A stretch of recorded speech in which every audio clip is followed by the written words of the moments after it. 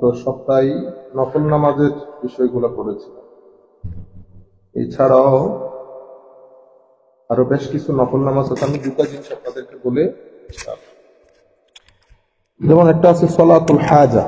সলাতুল হাজা, কোন মানুষ যখন কোন একটা নেসেসিটি ফিল করে যে আমার এটা একটা হাজত, আমার এটা খুব জরুরি জিনিস, তো আমার নবী সাল্লাল্লাহু আলাইহি ওয়াসাল্লামের পক্ষ থেকে 2 রাকাত নফল নামাজের কথা আছে। এটাকে সলাতুল হাজত বলে, প্রয়োজনের নামাজ।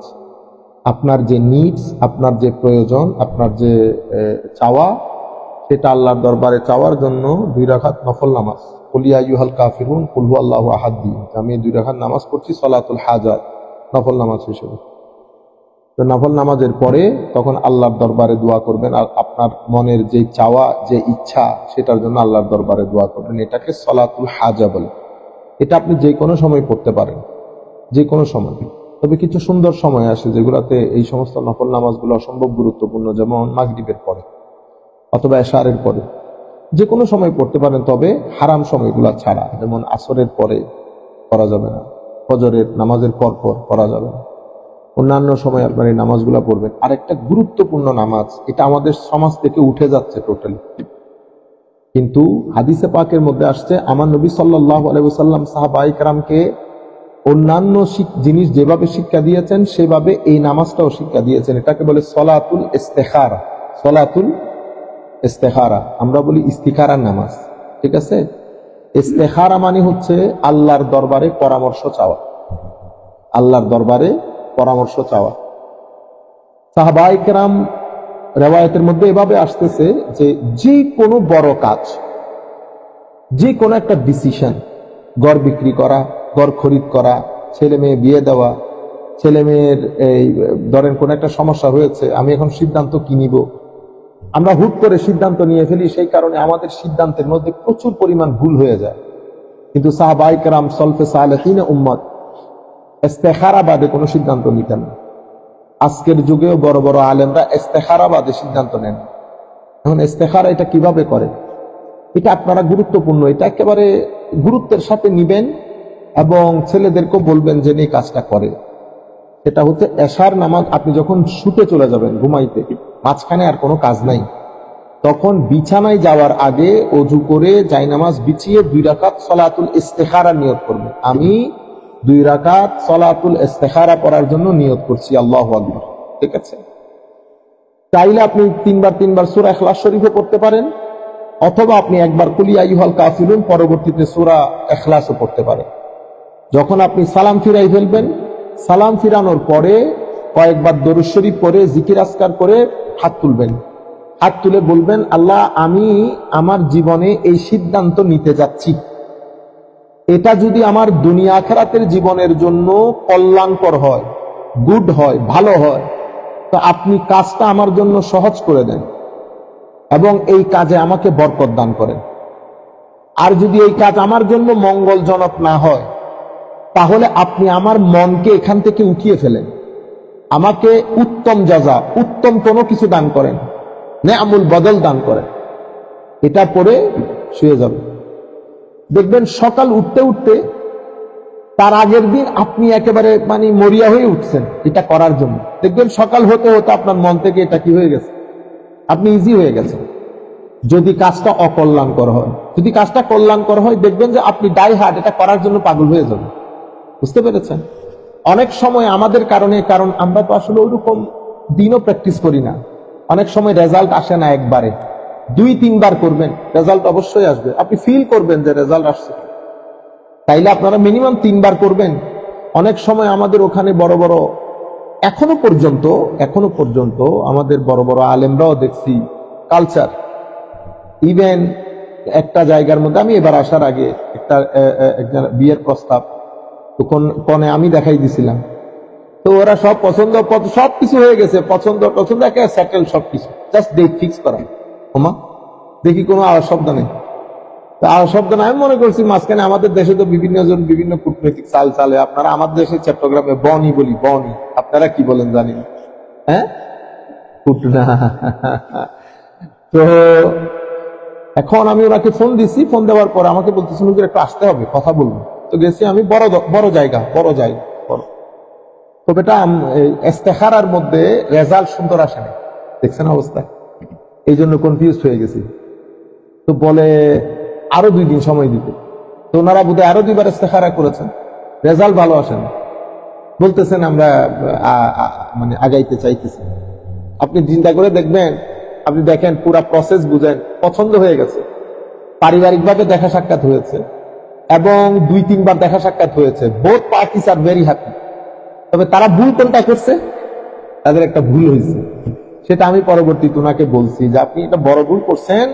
ইস্তেখারাটা আপনি দেখাশোনার আগে করার দরকার ছিল, দেখাশোনা করার পর এখানে ইস্তেখারা করতে গেছে। বুঝতে পেরেছেন? কারণ আমি ওনাকে বুঝেছি, কোন মেয়েকে যখন ছেলে দেখাইলে অসুবিধা হয় না, কোন একজন মেয়েকে যখন আপনি দেখাবেন, তো একটা মেয়ের জন্য অনেক বড় জিনিস।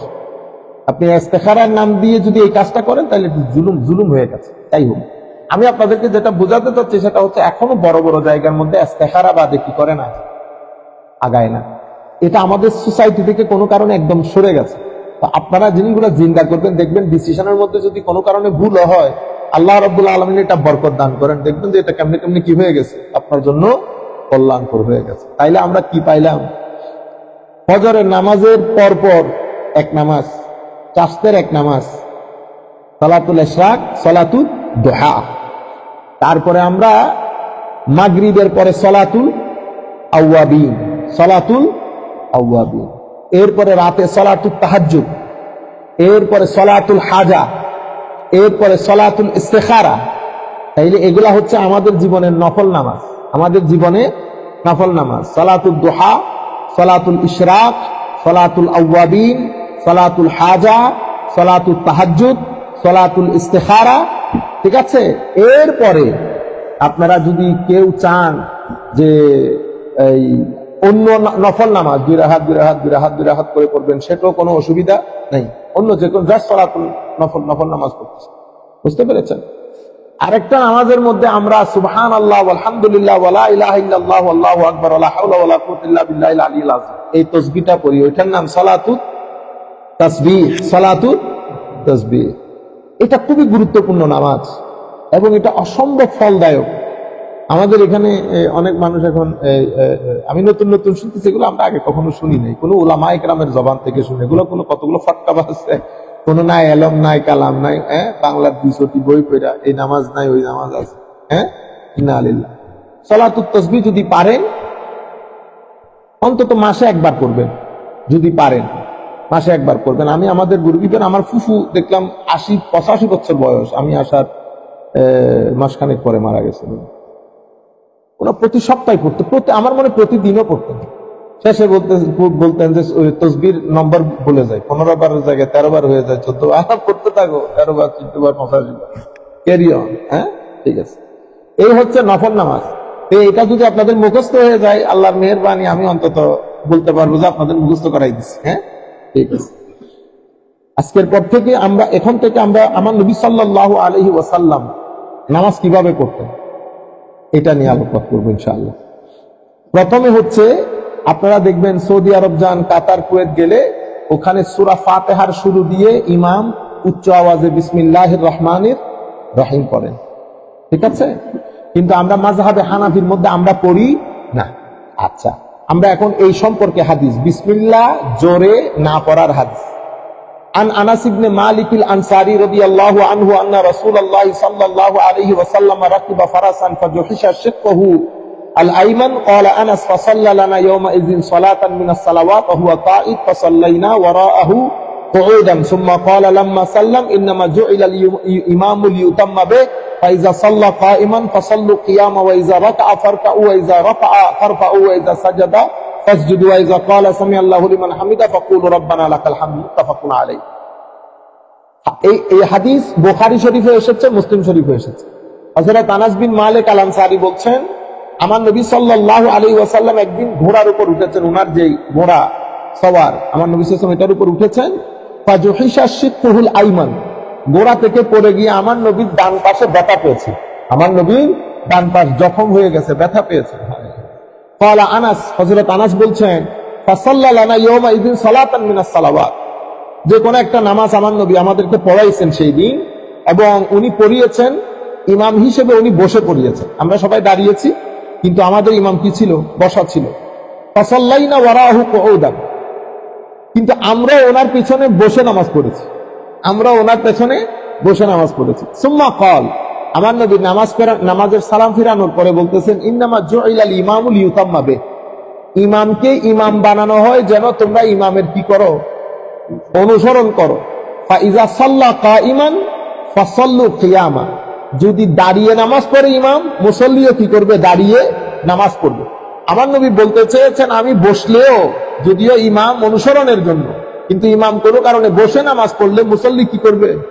দাঁড়াই পড়বে। আচ্ছা, ফাইজা সাল্লা কাইমান ফাসাল্লু ওয়াইজা রাকাআ ফারকাউ, ইমাম যদি রুকুতে যায় মুসল্লি তারপর রুকুতে যাবে। এই জিনিসটা যে কি পরিমাণ ভুল হয় আমাদের এখানে, কল্পনা জল্পনার বাইরে।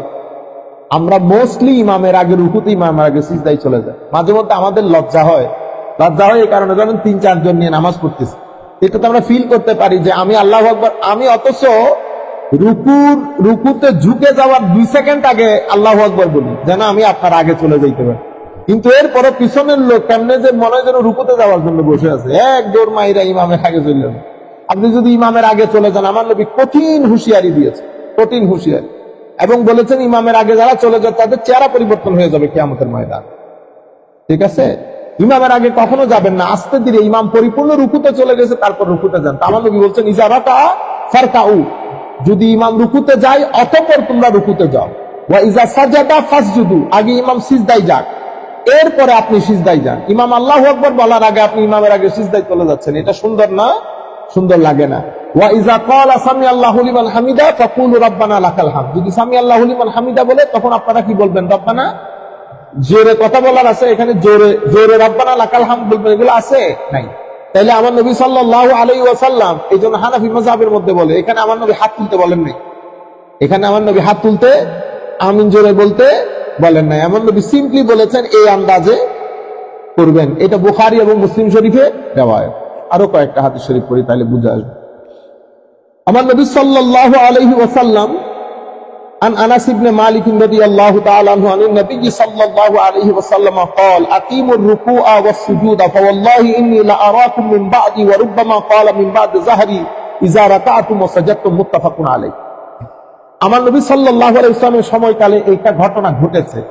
আমার নবীর আগে সাহাবায়ে কেরাম হয়তো রুকু এবং সিজদায় চলে যেতেন, আল্লাহু আকবার বলার সময় সাহাবায়ে কেরাম তার ইন্টেনশনালি করতেন না, কি করতেন? এটা হয়ে যেত। তা আমার নবী কি বলেছে দেখেন, আকিমুর রুকুআ ওয়াস সুজুদ, রুকু এবং সুজুদকে পরিপূর্ণ করো, পারফেক্টলি আদায় করো। তোমরা এটা মনে করিও না আমি ইমামতির জায়গায় দাঁড়িয়ে আমি পিছনে দেখি না, ঘটনা সেরকম না। আমি সামনে যেরকম দেখি পিছনেও সেরকম দেখি, আমি সামনে যেরকম দেখি পিছনেও সেরকম দেখি, শুধু সামনে পিছন দেখি না বেটা, আমি তোমাদের অন্তরে খুশু খুদু কতটুকু আছে এটাও দেখি, আমি তোমাদের অন্তরে খুশু খুদু কতটুকু আছে এটাও দেখি। আমার নবী বলছেন ফাওয়াল্লাহি, আল্লাহর ইজ্জতের কসম করে বলছি, ইন্নী লা আরাকুম মিন বাদি, আমি তোমাদেরকে পিছনে দেখি, দেখতে পাই, I can see you clearly. তো এরপরে কি বলেছেন, ইজা রাকাতুম ওয়া সাজাদতুম, তোমরা যখন আমার পিছনে রুকু সিজদা করো আমি তোমাদেরকে ক্লিয়ার কাট দেখতে পাই। অন্য রাওয়ায়াতের মধ্যে আমার নবী সাল্লাল্লাহু আলাইহি ওয়াসাল্লাম বলেছেন, তোমরা নামাজ পড়ার সময় পিছনে, আমার পিছনে নামাজ পড়ার সময় সাবধানে সবকিছু সহি সালামত আদায় করিও, আমি সামনে যেরকম দেখি পিছনেও সেরকম দেখি, আমি তোমাদের অন্তরের খুশু খুদুও দেখি, কার অন্তরে কতটুকু আল্লাহর ভয় আছে সেটাও দেখতে পাই। এর পরবর্তীতে আন সাহাল বিন সাদ قال كان الناس يؤمرون أن يضع الرجل اليد اليمنى على ذراعه اليسرى في الصلاة وقال أبو حازم لا أعلمه إلا ينمي ذلك إلى النبي صلى الله عليه وسلم رواه البخاري ومالك। এটা এই হাদিস ইমাম বুখারী, এই হাদিস ইমাম বুখারী ওনার বুখারী শরীফের মধ্যে, ইমাম মালিক মুয়াত্তা শরীফের মধ্যে riwayat করেছেন। আমরা জানি ইমাম মালিককে তো আপনারা চিনেন, মালিকি মাযহাবের ইমাম মালিক, ওনার যে হাদিসের কিতাব এটার নাম হচ্ছে মুয়াত্তা। হাদিসে পাকের মধ্যে বুখারী শরীফের অনেক আগে এই কিতাব লেখা হয়েছে, কিতাবুল মুআত্তা। এটাকে একসময় সবচেয়ে বেশি সহিহ কিতাব ধরা হইতো মালিকি মাযহাবে, মুআত্তা। তো হযরত সাহাল বিন সাআদ আস-সাঈদী রাদিয়াল্লাহু তাআলা আনহু থেকে বর্ণিত, উনি বলছেন কানা নাসু ইউমারুন আন ইয়াদাউর রাজুলু আল ইয়াদাল ইয়ুমনা। আমাদের ডান হাত এটা না, বাম হাত এটা। তো আমাদের সময়কালে মানুষ একজন আরেকজনকে এটা তালিম দিত, তারা যেন নিয়ত বাঁধার সময় এই আন্দাজে বাঁধে। বুঝতে পেরেছেন? কোথায় রাখবে? রদুল আলিয়াদুল ইয়াদুল ইয়ুমনা, ডান হাত আলা যারাইহিল ইউসরা ফিস সালাত, এভাবে যেন বাঁধে। আপনারা বুঝতে পেরেছেন? কে কে রওয়ায়াত করেছে? ইমাম বুখারীও বলেছে, ইমাম মালিক তার মুআত্তা কিতাবের মধ্যেও বলেছে। এর পরবর্তীতে আন ইমরান ইবনে হুসাইন قال সাল্লামা আলী বিল বাসরা فقال ذكرنا هذا الرجل صلاة كنا نصليها مع رسول الله صلى الله عليه وسلم فذكر انه كان يكبر كلما رفع وكلما وضع। হযরত ইমরান ইবনে হুসাইন বলছেন, আমরা বাসরার মধ্যে, মানে ইরাকের বাসরা শহরের মধ্যে হযরত আলীর পিছনে নামাজ পড়লাম। নামাজ পড়ার পরে ফাকালা যাকারনা হাযার রাজুলু সালাতান কানা কুননা নুসাল্লিহা মা রাসূলিল্লাহি সাল্লাল্লাহু আলাইহি ওয়াসাল্লাম। হযরত ইমরান ইবনে হুসাইন বলছেন, এই ব্যক্তির পিছনে নামাজ পড়ে এই ব্যক্তি আমাদেরকে আমার নবীর নামাজের কথা স্মরণ করিয়ে দিয়েছে। This man reminded us the prayer of the Holy Prophet sallallahu alayhi wa sallam. Fazakara annahu kana yukabbiru kullama rafa'a wa kullama wada'a. বলা হচ্ছে হযরত আলী যখন উঠতেন, যখন রুকু বা সিজদায় যেতেন, আল্লাহু আকবার বলে যেতেন। হাত তোলার কথা জিকির হাদিসগুলোর মধ্যে উল্লেখ নাই। সেই কারণে আমাদের ইমামে আজম আবু হানিফা রাদিয়াল্লাহু তাআলা বলছেন, আমার নবী রাফুল ইয়াদাইন করেছেন, কোনো সন্দেহ নাই, কিন্তু পরবর্তীকালে শেষে যখন নামাজের সবকিছু হয়ে গেছে এস্টাবলিশ, আমার নবী পছন্দ করতেন কোনটা? হাত না উঠানোকে পছন্দ করতেন। এবং আমার নবীর ধারাবাহিক আমল ছিল কোনটা? হাত না উঠানো, ওইটাকে আমার নবী বেশি পছন্দ করতেন। এই কারণে হাদিসগুলা থেকে হানাফি মাযহাবের মধ্যে দলিল নেওয়া হয়েছে। এখানে কিসের কথা উল্লেখ নাই? হাত রাফুল ইয়াদাইনের কথা উল্লেখ নেই। عن ابي سلمة عن ابي هريرة انه كان يصلي بهم فيكبر كلما خفض ورفع فاذا انصرف قال اني لاشبهكم صلاة برسول الله صلى الله عليه وسلم। হযরত আবু সালামা উনি হযরত আবু হুরায়রা থেকে বর্ণনা করছেন, এই ওনারা সবাই আবু হুরায়রার পিছনে নামাজ পড়তেন। তো আবু হুরায়রা ওই যে উঠলে এবং রুকু সিজদায় গেলে আল্লাহু আকবার বলে যেতেন। এবং আবু হুরায়রা বলছেন, আমার এই নামাজ আমার নবী সাল্লাল্লাহু আলাইহি ওয়াসাল্লামের একেবারে নামাজের মতো। এখানেও ওই কথাগুলা উল্লেখ নেই। আচ্ছা, আন আনাস ইবনে মালিক আন্না নবী সাল্লাল্লাহু আলাইহি ওয়াসাল্লাম ওয়া আবু বকর ওয়া উমর রাদিয়াল্লাহু আনহুম কানু ইফতাতিহুনা সালাতা বিলহামদুলিল্লাহি রাব্বিল আলামিন। হযরত আনাস বিন মালিক বলছেন, আমার নবী আবু বকর ও ওমর রাদিয়াল্লাহু আনহু নামাজ শুরু করতেন কি দিয়ে? আলহামদুলিল্লাহি রাব্বিল, বিসমিল্লাহর কথা উল্লেখ নাই। বিসমিল্লাহ ইমাম সাহেব মনে মনে পড়তেন, উচ্চ আওয়াজে। আচ্ছা, এর পরবর্তীতে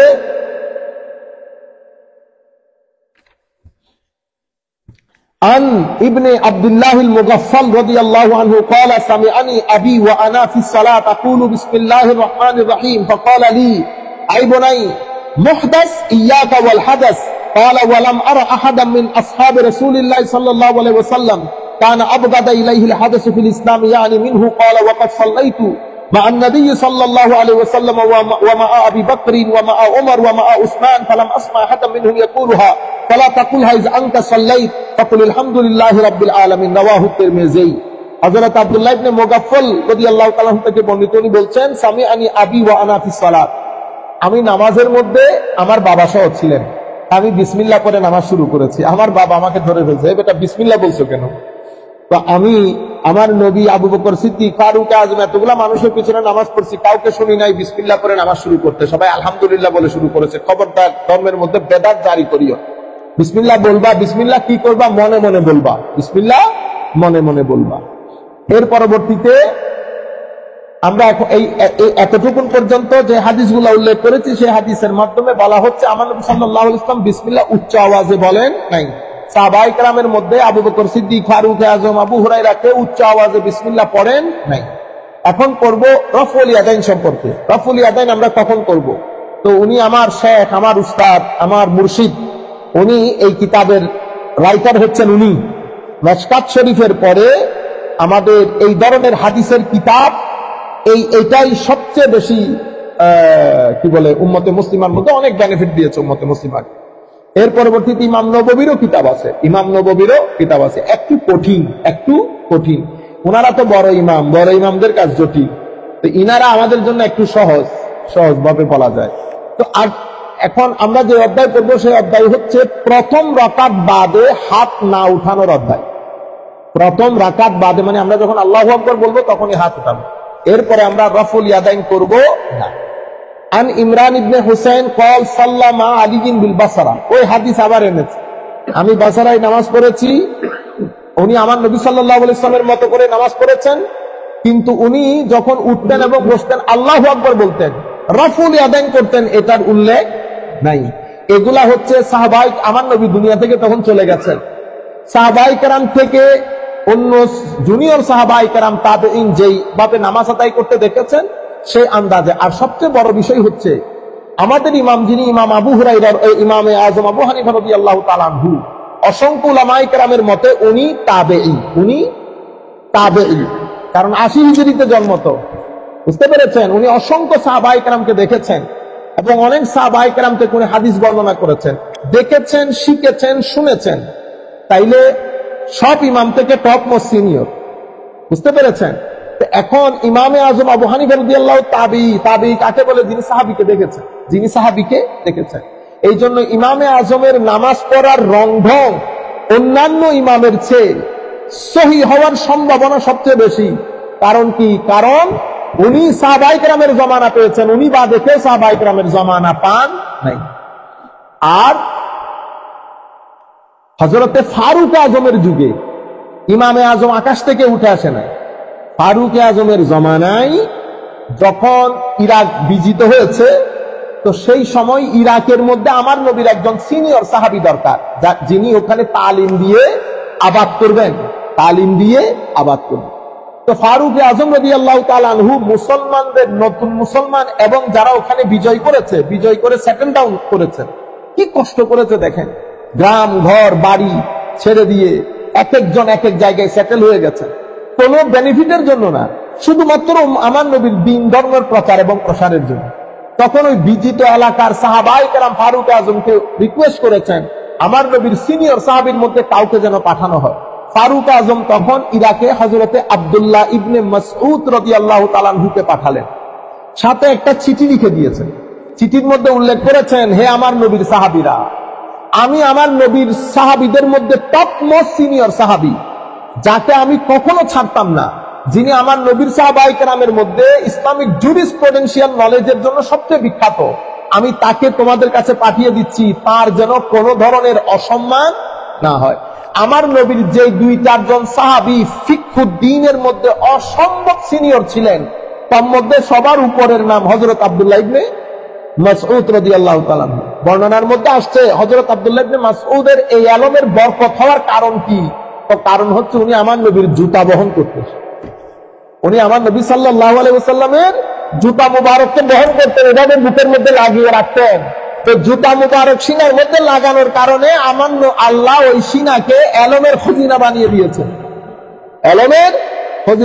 একদিন আবু হুরায়রা রাদিয়াল্লাহু তাআলা আনহু এসে বলতেছেন, ইয়া রাসূলুল্লাহ, কিছু পড়লে ভুলে যাই, আবু হুরায়রা কিন্তু প্রথমে ইসলাম কবুল করেন নাই, মাঝখানেও করেন নাই, শেষের দিকে যারা ইসলাম কবুল করেছে তাদের মধ্যে অন্যতম হচ্ছে হযরত আবু হুরায়রা রাদিয়াল্লাহু তাআলা আনহু।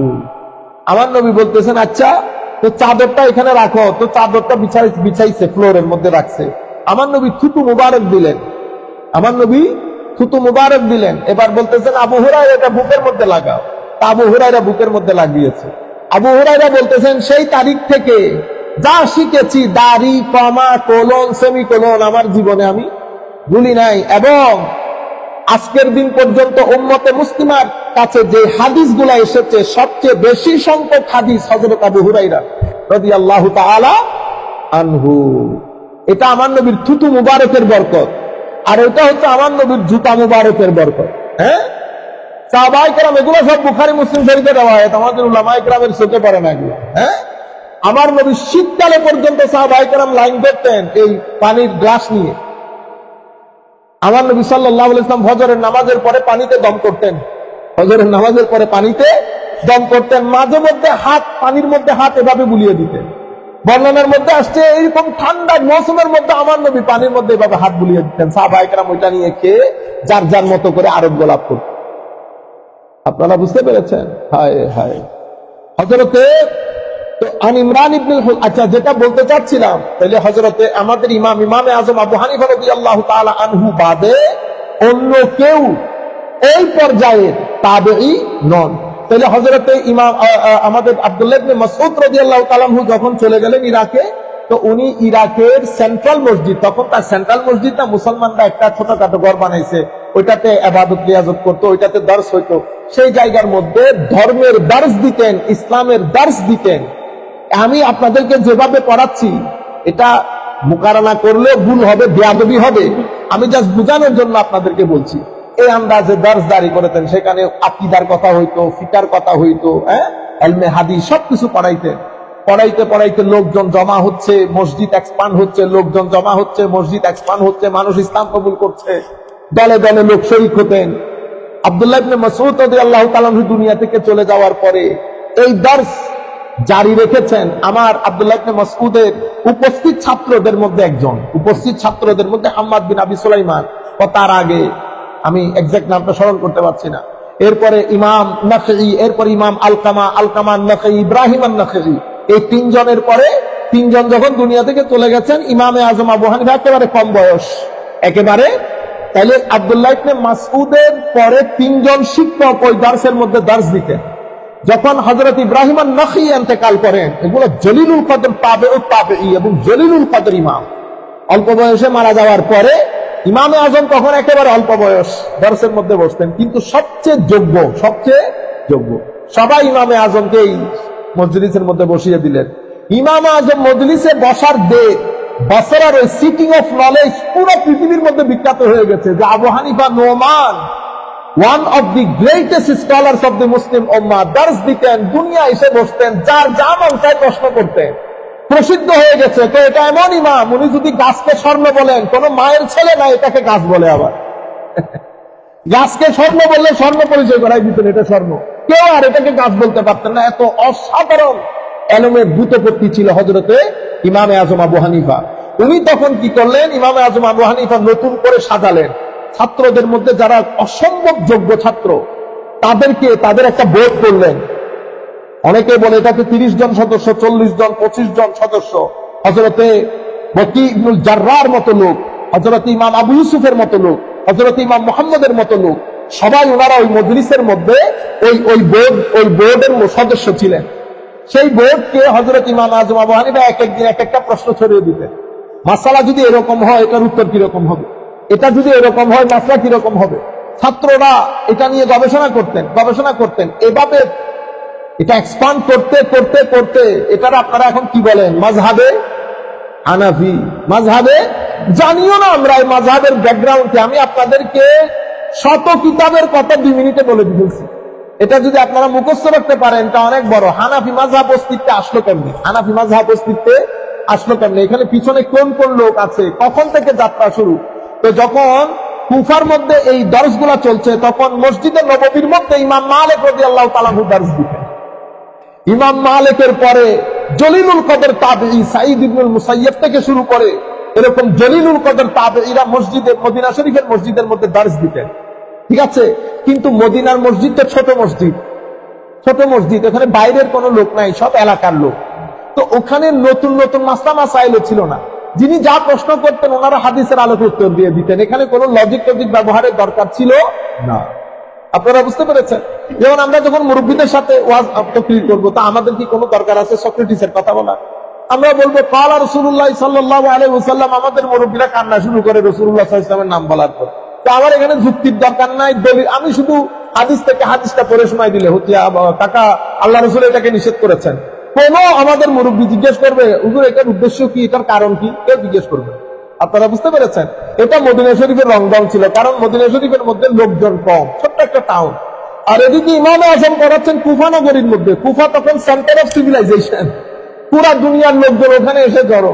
যখন পড়ায় মানুষ স্বাভাবিক, আমেরিকার মধ্যে যখন আমি দর্স দিব, আর আমি যখন বাংলাদেশে দর্শ দিব, দুই ধরনের হবে না। এখানকার ছেলেপুলে ইন্টেলেকচুয়ালি অনেক অ্যাডভান্স, আমাদের দেশের গুলো ওইরকম অ্যাডভান্স না। তো ওখানে শুকরের মাংস হারাম বলছি, সবাই চুপ করে আছে, কেউ জিজ্ঞেস করে নাই আমাকে হুজুর এটা হারাম করলো কেন। আমি যখন এখানে বলছি শুকরের মাংস হারাম, ছাত্র আমার জিজ্ঞেস হুজুর হারাম করছে কেন? গরুর মাংস যদি যায় তো শুকরের মাংস হারাম হইব কেন? তো এখানে আপনি কারণ দর্শাইতে হচ্ছে। আপনি যখন কারণ দর্শাইতে যাবেন আপনাকে যুক্তি ব্যবহার করতে হচ্ছে, বুঝতে পেরেছেন? তো ইমামে আজম আবু হানিফার ওই সিটি অফ নলেজ ওটা অনেক বৃহৎ পরিসরে চলতো। তো ওই জায়গা থেকে মদিনা শরীফের যে দরস, সেই দরস থেকে হাম্বলি মাযহাবের ফোয়ারা, শাফি মাযহাবের ফোয়ারা, মালিকি মাযহাবের ফোয়ারা ফুটেছে ওখান থেকে। আর এখান থেকে হানাফি মাযহাবের ফোয়ারা ফুটেছে। দুইটার মধ্যে সাহাবী, তাবি, তাবে তাবি জড়িত। ওইটা ওই সিটি অফ নলেজ ছিল আব্দুল্লাহ ইবনে ওমরের, এটা হযরত আব্দুল্লাহ ইবনে মাসউদ রাদিয়াল্লাহু তাআলা আনহু। এভাবে মাযহাবে গোড়াপত্তন। তো যখন এই দুইটা স্কুল তাদের ব্যাখ্যা বিশ্লেষণ দিয়ে দিয়েছে, পরবর্তীতে কোন ইমাম এই ব্যাখ্যা বিশ্লেষণের উপরে মাস্টারি দেখাইতে যান নাই, সবাই আমান্না ওয়া সাল্লাম মেনে নিয়েছে। কেন? তাদের গ্রেটনেসের কারণে, মহানত্বের কারণে, তাদের অসাধারণ হওয়ার কারণে। তো এভাবে মাযহাবে হানাফি, মাযহাবে মালিকি এই জিনিসগুলো অস্তিত্বের মধ্যে আসছে। তো হযরত ইমরান ইবনে হুসাইন বলছেন عن ابي سلمة حضرت كان يصلي لهم فيكبر كلما خفض ورفع فاذا انصرف قال اني لاشبهكم صلاه برسول الله صلى الله عليه وسلم। হযরত মুতাররিব বলছেন সাল্লাইতু খালফা আলী ইবনে আবি তালিব আনা ওয়া ইমরান ইবনে হুসাইন فكان اذا سجد كبر واذا رفع راسه كبر واذا نهض من الركعتين كبر فلما قضى الصلاه اخذ بيد عمران بن الحسين فقال ذكرني هذا صلاه محمد صلى الله عليه وسلم او لقد صلى بنا صلاه محمد صلى الله عليه وسلم متفق عليه। হযরত মুতারিফ ইবনে আব্দুল্লাহ বলছেন আমি এবং ইমরান ইবনে হুসাইন হযরত আলীর পিছনে নামাজ পড়ি। উনি যখন দাঁড়ান আল্লাহু আকবার বলে দাঁড়িয়েছেন, রুকুতে গিয়েছেন আল্লাহু আকবার বলে, উঠেছেন সামি আল্লাহু লিমান হামিদা বলে, সিজদায় গিয়েছেন আল্লাহু আকবার বলে। তো এই আন্দাজে বলার পরে বলতেছেন উনি আমাদেরকে আমার নবীর নামাজের কথা স্মরণ করিয়ে দিয়েছেন। পুরো হাদিসের মধ্যে হাত তোলার কথা উল্লেখ, আপনারা বুঝতে পেরেছেন? তো রফুল ইয়াদাইন যারা করে তারা কি ভুল করে? ইন্না লিল্লাহি ওয়া ইন্না ইলাইহি রাজিউন। আমরা বলতেছি চার মাযহাব হক, চার মাযহাব হক, প্রত্যেকের দলিল আছে, কিন্তু আমরা প্রত্যেকেই দাবি করে, প্রত্যেকেই চেষ্টা করেছেন আমার নবীর পছন্দের জিনিসটা তুলে ধরতে। আমাদের মাযহাবে হানাফির মধ্যে দলিলের আলোকে আমরা এই আন্দাজে নামাজ আমরা তুলি, প্রথমবারের পরে তুলি। আমরা আরেক দুই একটা হাদিস পড়ে শেষ করে দেবো ইনশাআল্লাহ। এর পরবর্তীতে اللهم صل عن علقمة قال عبد الله بن مسعود الا اصلي بكم صلاه رسول الله صلى الله عليه وسلم قال فصلى فلم يرفع يديه الا مره رواه ابو داود والترمذي والنسائي وزاد ثم لم يعيد। এই হাদিস বর্ণনা করেছেন ইমাম আবু দাউদ, ইমাম তিরমিজি, ইমাম নাসাই। হযরত আলকামা আন-নাখঈ, আমি আপনাদেরকে বলি নাই, আব্দুল্লাহ ইবনে মাসউদ পড়াচ্ছেন। হযরত আলকামা রাদিয়াল্লাহু তাআলা হচ্ছে ছাত্র, তবে ছাত্রের মধ্যে অসাধারণ আলেম। হযরত আলকামা বললেন আলা উসাল্লি বিকুম সালাত রাসূলিল্লাহ। হযরত আব্দুল্লাহ ইবনে মাসউদ আমাদেরকে বলছেন আমি তোমাদেরকে দেখাবো আমার নবী কিভাবে নামাজ পড়তেন। তো সবাই বলেছেন ইয়েস। ক্বালা ফাসাল্লা ফালাম ইয়ারফা ইল্লা ইয়াদাইহি ইল্লা মাররা। হযরত আব্দুল্লাহ ইবনে মাসউদ আমাদেরকে নামাজ পড়ালেন, হাত শুধু প্রথম একবার তুলেছেন, এরপরে আর তুলেন নাই। আপনারা বুঝতে পেরেছেন এখন কি বলেছে? আপনারা একটু খেয়াল করলে বুঝতে পারবেন। হযরত আলকামা আন-নাখঈ উনি কে? উনি হচ্ছেন তাবেঈ। উনি হচ্ছেন তাবেঈ। উনি কার কাছে পড়ছেন? আব্দুল্লাহ ইবনে মাসউদের কাছে। আব্দুল্লাহ ইবনে মাসউদ দুনিয়া থেকে যাওয়ার পরে ওই সিটিং অফ নলেজ পরিচালনা করেন হযরত আলকামারা। হযরত আলকামা, এই আলকামা আন-নাখঈ, ইব্রাহিম আন-নাখঈ, হাম্মাদ বিন আবি সুলাইমান, ইনারা তিনজনের পরে হযরত ইমামে আজম ওই মজলিসের মধ্যে বসেন, ওই মজলিসের মধ্যে বসেন। তো আলকামা বলছে হযরত আব্দুল্লাহ ইবনে মাসউদ আমাদেরকে একবার বললেন আমি তোমাদেরকে দেখাবো আমার নবী নামাজ কিভাবে পড়তেন। তো উনি কি করলেন? ফাসাল্লা, নামাজ পড়লেন। ফালাম ইয়ারফা, হাত তুলেন নাই। ফালাম ইয়ারফা ইয়াদাই, হাত তুলেন নাই। ইল্লা মাররাতান, শুধু একবার, তখন শুরু দিয়ে, শুরুর পরে আর হাত তুলেন নাই। এটা হাদিস বর্ণনা করেছেন ইমাম আবু দাউদ, ইমাম তিরমিজি, ইমাম নাসাই। এর পরবর্তীতে ইমাম আবু দাউদ আরো বর্ণনা করেন حدثنا معاوية وخالد بن عمرو وابو حذيفة قالوا حدثنا سفيان باسناده بهذا قال فرفع يديه في اول مرة وقال بعضهم مرة واحدة। শুধুমাত্র প্রথমবার হাত তুলেছেন, পরবর্তীতে আর হাত তুলেন নাই। এর পরবর্তীতে হযরত বারা বিন আযিব রাদিয়াল্লাহু তাআলা আনহু এই হাদিসে বর্ণনা করেছেন ইমাম আবু দাউদ শরীফের মধ্যে। আল্লাহ রাসূলুল্লাহ সাল্লাল্লাহু আলাইহি ওয়াসাল্লাম কানা ইযা ইফতাতাহা সালাত রাফা ইয়াদাইহি ইলা কারীবিন মিন উযুনাইহি সুম্মা লা ইয়াউদ।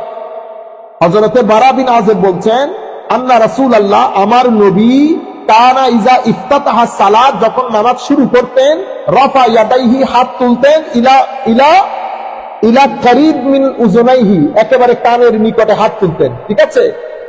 সুম্মা লা ইয়াউদ একবার তোলার পরে হাত আর নামাজের মধ্যে তুলতেন না।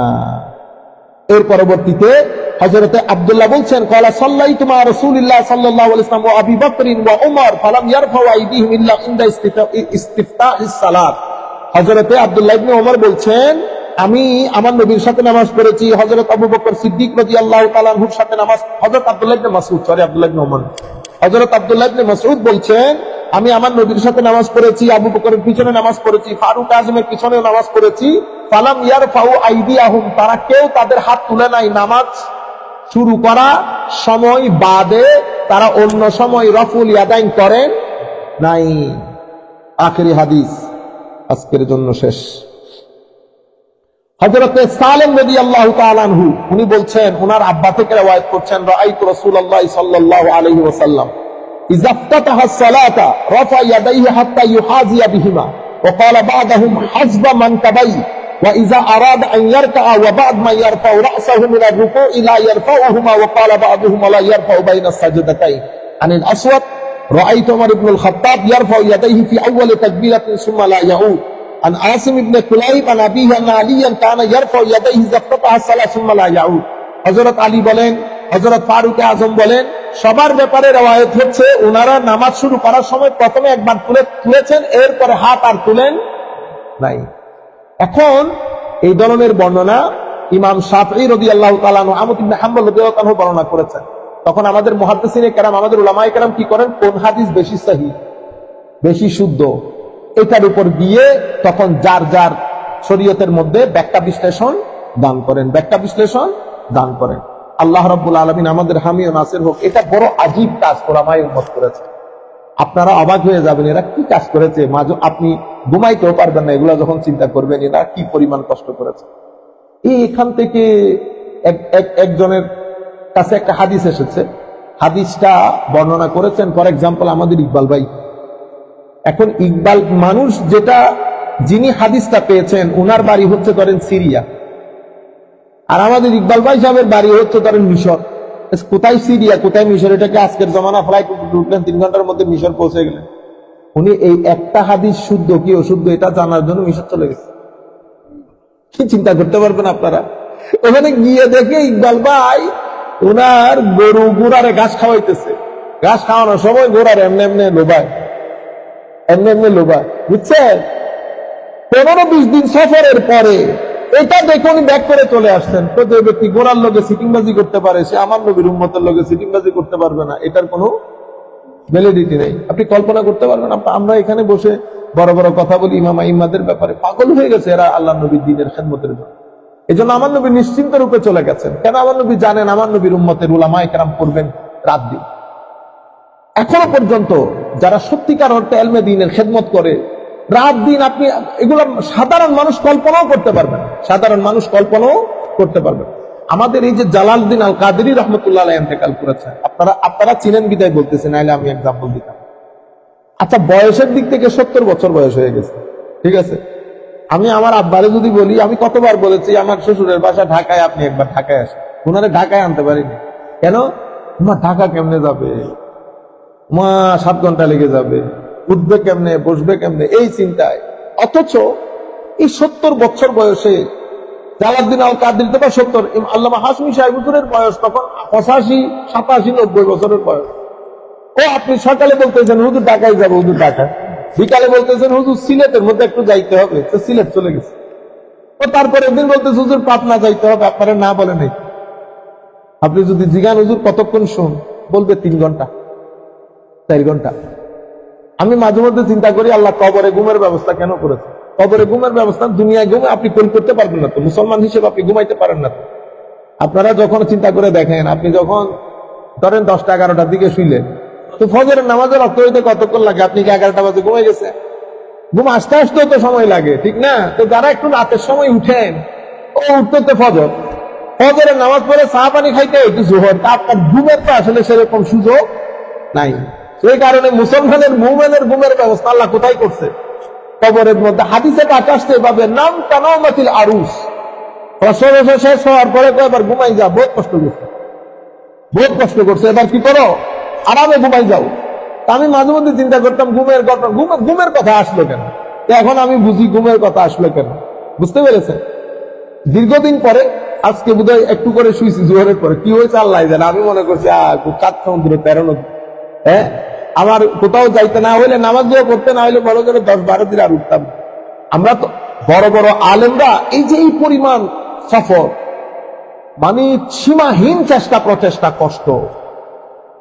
আর বড় বড় যারা আউলিয়ায়ে কেরাম, এই যে মুহাদ্দিসিনে কেরাম, ইমাম বুখারী রাহমাতুল্লাহ আলাইহি বলছেন, আমি 6 লক্ষ হাদিস, 6 লাখ হাদিস পৃথিবী থেকে কালেক্ট করি।